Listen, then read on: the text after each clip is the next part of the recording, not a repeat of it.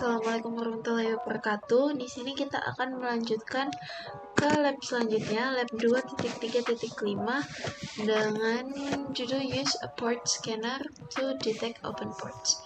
Jadi di sini kita bakal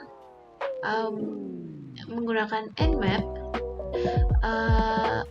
yaitu a port scanner dan network mapping, alat untuk mendeteksi open ports atau port yang terbuka. Jadi di sini network mapper atau Nmap itu utilitas sumber terbuka untuk penemuan jaringan dan audit keamanan. Jadi Nmap itu memindai atau scan local machine untuk mengidentifikasi potensi kerentanan termasuk port yang terbuka dan tidak terbuka. Ini ada beberapa macam ports yang umum. Jadi di sini ada dari 20, 21 sampai 80. Dan ini juga jenis-jenisnya paling umum untuk terkena serangan cyber atau cyber attack or cyber criminals. Ini di sini ada macam-macamnya. Dan kita resource yang dibutuhin cuma PC with CS11 VM installed in VirtualBox. Di sini udah ya. Lalu kita ke step pertama, open terminal. Oh ya, by the way, ini udah Kiscos Home, jadi bukan analis home lagi. Double click to open a terminal. Kita bukan terminalnya, ke double. Sudah, lalu run Nmap dengan pakai ini, Nmap localhost. Jadi kita kopas aja di sini. Nah, sudah, ini udah muncul. Portnya ada 4, D21, 22, 23 dan juga 631. Nah, di sini udah terjawab. Udah muncul portnya, ada 4 port, 21, 22, 23 sama 631. Agak beda sama yang di sini. TCP ports are open. Tinggal sebutin aja 21, 22, 23 sama 631. Lalu provide a description. Kita jelasin dari 21 ini dia adalah FTP. Dari sini juga diketahui FTP. Lalu 22 SSH 23 telnet dan 631 TPP IPP. Kita coba cek apakah betul, karena di sini 631 tidak ada. Kalau 21, 22, 23 udah betul. Kita coba 631 di answer-nya ini. CUPS. Kita biasanya kalau FTP ini dia file transfer protocol. Jadi dia itu gunanya itu untuk mengirim file dalam bentuk plain text. Lalu kalau SSH ini secure shell,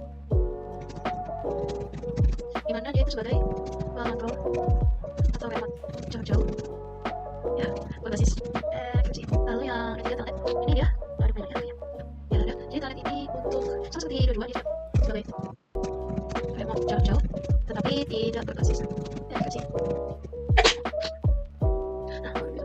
Jadi berdasarkan ini kalau pakai 1 itu harus configure to as a server.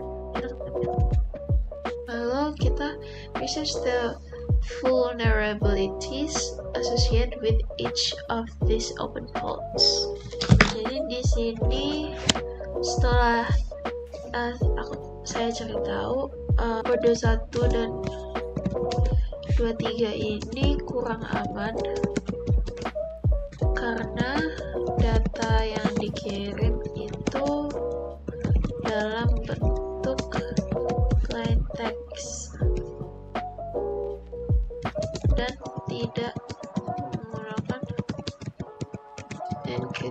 enskripsi.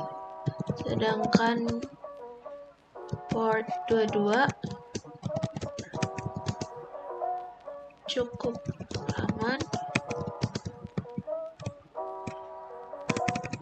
dan jauh lebih aman karena terdapat security dan menggunakan dan berbasis enkripsi. Lalu kita ke ketiga, yaitu use administrative privilege with Nmap. Kita pakai ini.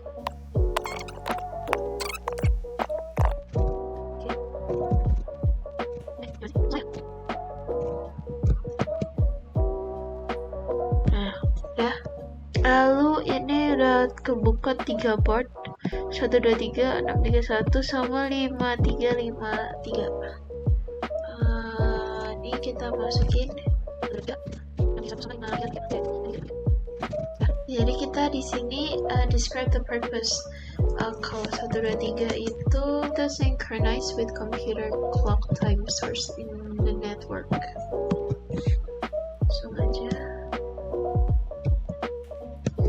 Lalu kalau 631 allows a computer to act as a print server. Lalu 5353 untuk allows device untuk discover each other and their services. Command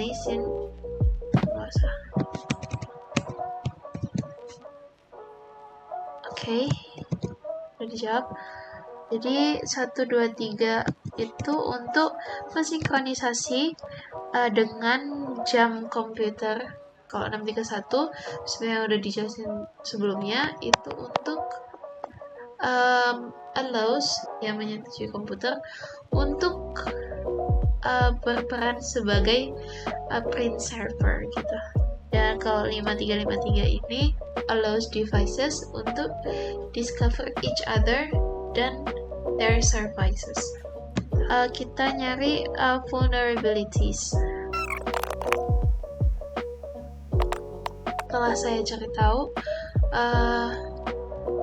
vulnerabilitiesnya itu kalau 123 ini, kalau 123 rentan terhadap serangan DDoS jika Anda tidak memiliki NTP yang diamankan dan dikonfigurasi dengan benar pada perangkat. Sedangkan pada port 631, kalau sistemnya rentan, penyerang itu dapat memanfaatkan hal tersebut dengan mengganti atau memasang konfigurasi printer pada sistem korban. Jadi bisa diserang dengan cara memasang atau mengganti konfigurasi printernya. Kalau 5353 ini dapat diserang dengan mengeksploitasi kerentanan dengan mengirimkan IP versi 4 atau IP versi 6 yang salah. Lalu kita lanjut ke B, type the following command in the terminal. Kita ketik ini di tengah. Nah, muncul lagi port yang baru, ada 21, 22, 23, dan 631 ini sama kayak yang sebelumnya tadi. Yang pertama juga muncul seperti ini. Jadi min-sv ini tuh bisa mengganti dengan nmap command performs version detection, which you can use untuk mencari vulnerabilities-nya. Kita lanjut ke step 4. Oke, kita type ini lagi di sini.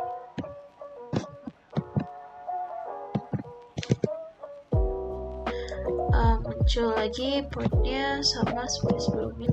Oke, karena setelah kita ketik yang ini, nmap min a localhost ini tidak muncul seperti apa yang diminta oleh labnya ini.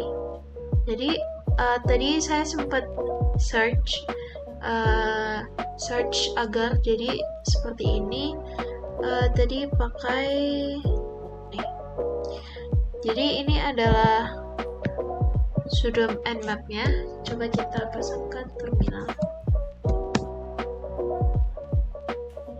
Kita masukin password. Nah, ini udah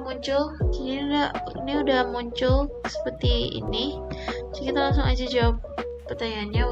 What are the value-nya yang ini, yang banyak angka ini. Aku pas aja ya. How would an attacker use this information? Jadi informasi ini dapat digunakan untuk memanipulasi remote jarak jauh yang tidak sah oleh attacker. How could you prevent the cyber attacker from stealing the key information? Dan di sini udah dijawab, send the keys by phone, text, or email. Jawab ini aja. Lalu lanjut ketik yang ini, pen and map. Oke, ini udah muncul pen-nya. Oke, jadi you can use this resource to locate other available option from and the Nmap utility. Oke, untuk lab keempat kali ini sekian dari saya. Terima kasih sudah menonton. Wassalamualaikum warahmatullahi wabarakatuh.